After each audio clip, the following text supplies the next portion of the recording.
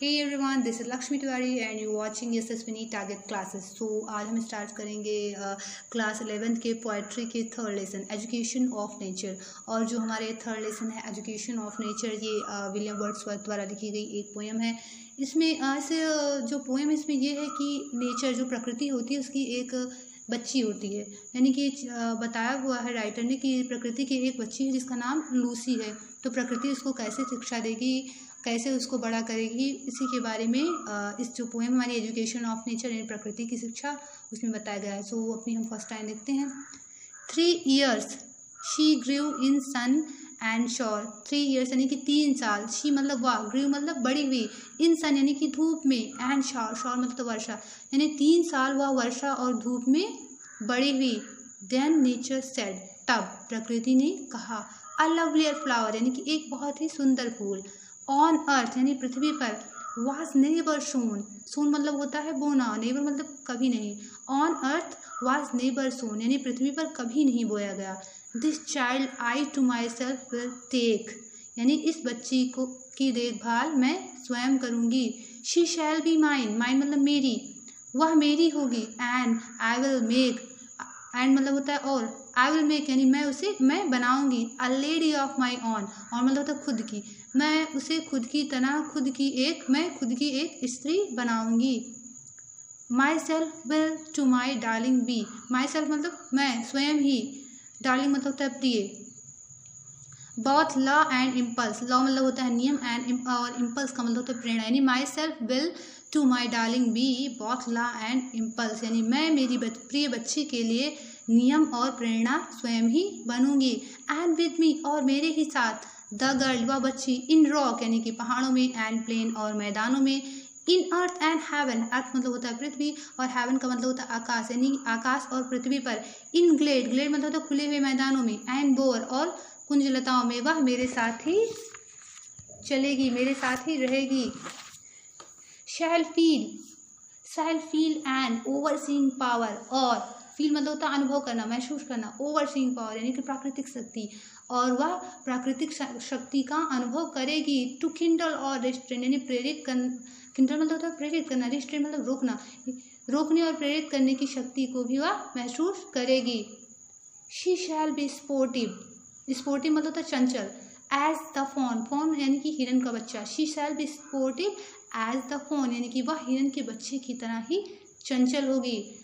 That wild with glee across the lawn, glee मतलब होता है प्रसन्नता से, अक्रॉस मतलब पार करना, लॉन मतलब मैदानों को, वह बहुत ही प्रसन्नता से मैदानों को, और अप द माउंटेन और पहाड़ों को, स्प्रिंग्स झरनों को पार करेगी।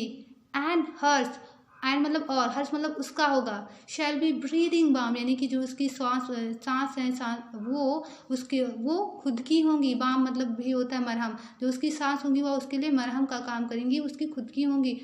And hers the silence and the calm of mute insensate things, insensate thing का मतलब होता है निर्जीव वस्तुएं, और जो निर्जीव वस्तुओं में साइलेंस मतलब खामोशी और काम मतलब शांति, जो निर्जीव वस्तुओं में खामोशी और शांति है वह भी उसकी होगी।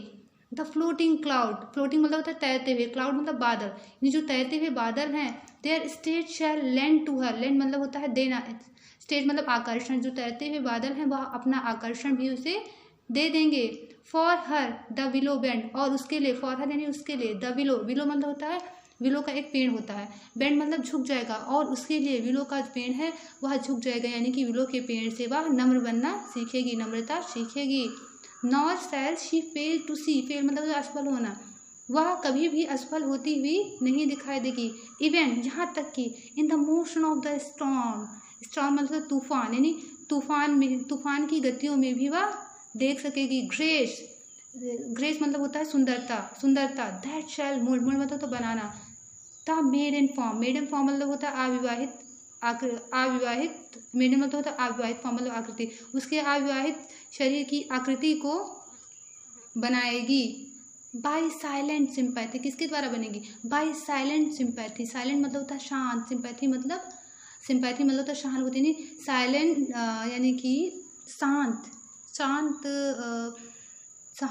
सिंपैथी का मतलब होता है सहानुभूति, शांत सहानुभूति के साथ उसके शरीर का, जैसे बोल सकते हैं कि grace that shall mould the maiden form. Maiden form का मतलब होता है कि अविवाहित शरीर, उसके अविवाहित शरीर की रचना बाय साइलेंट सिंपैथी, यानी कि शांत सहानुभूति के द्वारा होगा।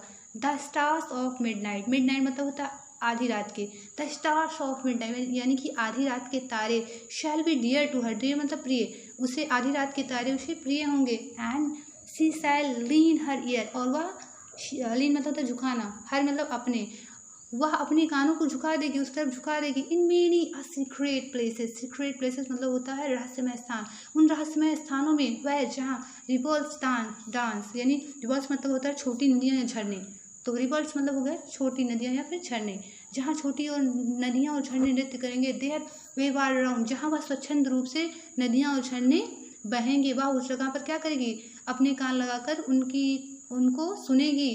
एंड ब्यूटी, और सुंदरता, बॉर्न ऑफ मर्मरिंग साउंड, यानी कि जो झरनों की मर्मरिंग साउंड मतलब होता है कलकल की आवाज़, जो झरनों की कलकल की आवाज़ होती है।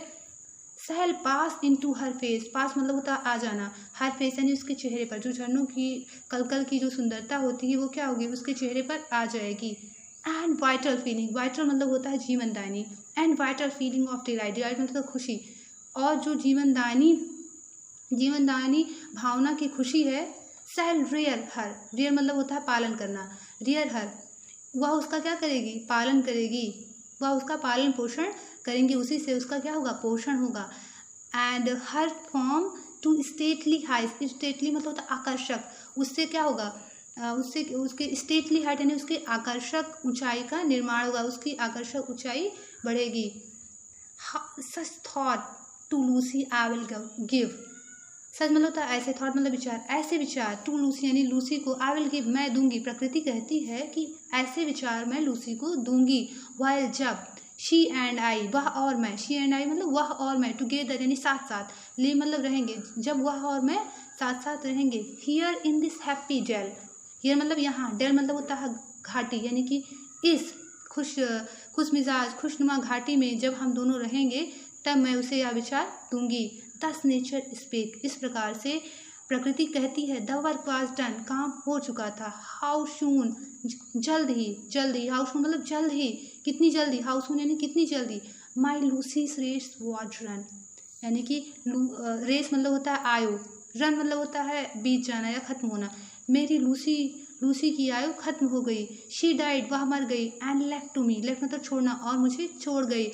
This heath, this calm and quiet scene, this heath मतलब इस बंजर जमीन, काम मतलब होता है शांति, एंड क्वाइट सीन यानी शांत दृश्य, वह मुझे इस बंजर जमीन, इस शांति और शांत दृश्य में छोड़ गई। The memory of what has been, वह स्मृतियाँ, वह यादें जो कि हो चुकी हैं। And never more will be, जो अब कभी नहीं होंगी। इस प्रकार से ये पोएम यहीं पे ख़त्म होती है। So thanks for watching my video.